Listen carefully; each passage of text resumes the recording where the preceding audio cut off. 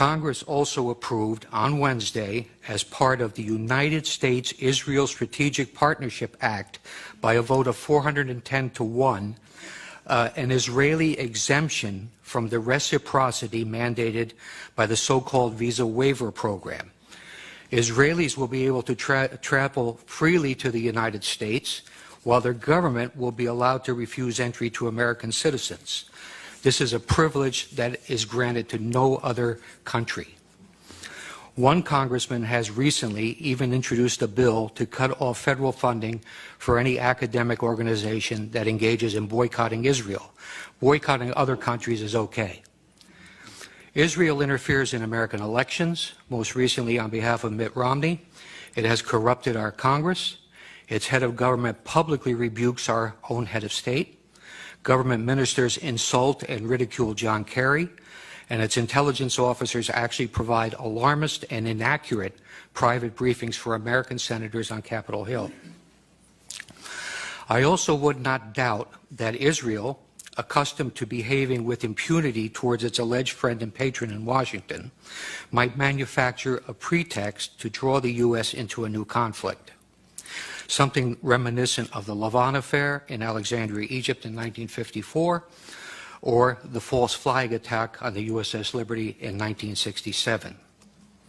Israel currently strongly supports using force to intervene in Syria, a proposition that is opposed overwhelmingly by the American public.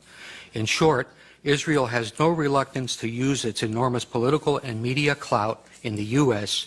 to pressure successive administrations to conform to its own foreign and security policy views.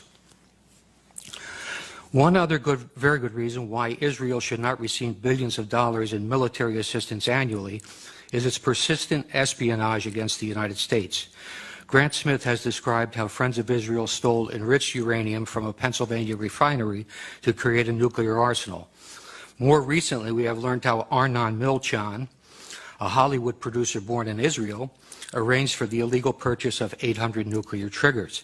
Milchan picked up an Oscar last Sunday without any interference from the FBI. The existence of a large-scale Israeli spying effort at the time of 9/11 has been widely reported, incorporating Israeli companies in New Jersey and Florida, as well as hundreds of art students nationwide. 5 Israelis from one of the companies were observed celebrating against the backdrop of the Twin Towers going down. While it is often observed that everyone spies on everyone else, particularly true if one is referring to our own NSA, espionage is a high-risk business that most countries are extremely careful when they are spying on friends because of fear of blowback. Israel, which relies on Washington for billions of dollars in aid and also for political cover in international fora like the UN, does not spy discreetly, largely because it knows that few in Washington will seek to hold it to account.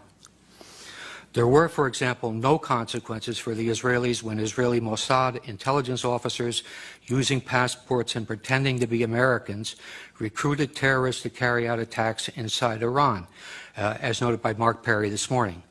Israelis using U.S. passports in that fashion put every American traveler at risk. Israel, where government and business work hand in hand, has obtained significant advantage by systematically stealing American technology with both military and civilian applications. The U.S.-developed technology is then reverse engineered and used by the Israelis to support their own exports. Sometimes when the technology is military in nature and winds up in the hands of an adversary, the consequences are serious. Israel has sold advanced weapon systems to China that are believed to incorporate technology developed by American companies, including the Python 3 air-to-air missile and the Delilah cruise missile.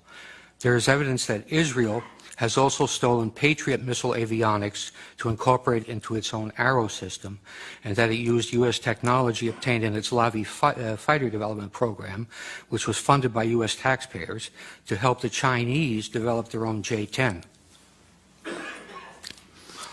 The reality of Israeli spying is indisputable. I might cite the names of Jonathan Pollard, Ben Ami Kaddish, Stuart Nozet, and Larry Franklin as spies for Israel have been caught, but they are only the tip of the iceberg. Israel always features prominently in the annual FBI report called Foreign Economic Collection and Industrial Collection. The 2005 report states, Israel has an active program to gather proprietary information within the United States. These collection activities are primarily directed at obtaining information on military systems and advanced computing applications that can be used in Israel's sizable armaments industry. It adds that Israel recruits spies, uses electronic methods, and carries out computer intrusion to gain the information.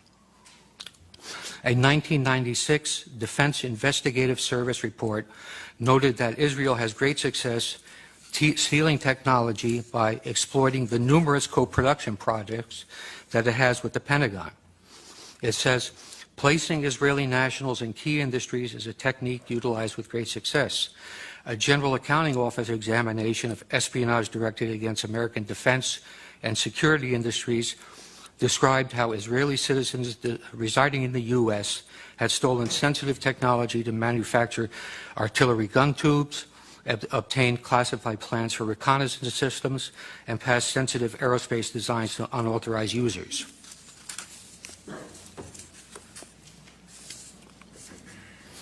The GAO concluded that Israel conducts, and this is a quote, conducts the most aggressive espionage operation against the United States of any U.S. ally.